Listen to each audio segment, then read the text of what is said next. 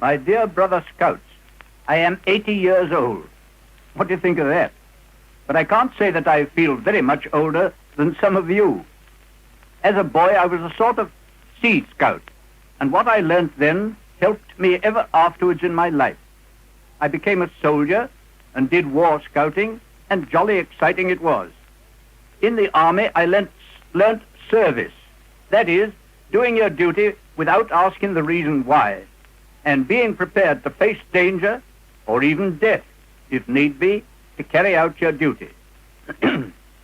I did a good lot of traveling, which opened my eyes to other countries and other peoples and their ways. I played games and got healthy, and I did exploring and got lots of adventure.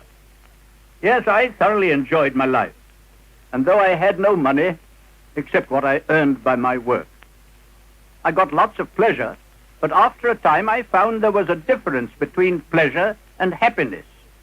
You get pleasure by amusing yourself, by going to the cinema, or playing football, or eating a good dinner. Well, that's all pleasure. But that feeling of pleasure comes to an end when you've finished your game or your dinner. Happiness is another thing. It is a joy which lasts with you always, and it comes largely not so much from amusing yourself as from doing good turns which help other people. 80 years may seem to you a long time, but in all my 80 years, I can't remember a time when I wasn't busy. And so long as you are busy, you can't help being cheerful. So if ever you find yourself without something to do, remember there are always lots of people wanting help, old people, or infirm, or poor people, who would be only too glad of a helping hand. However poor or small you can always find someone worse off than yourself, either ill or old or crippled. If you go and help them and cheer them up, a funny thing happens. You find that by making others happy, you're making yourself all the happier too.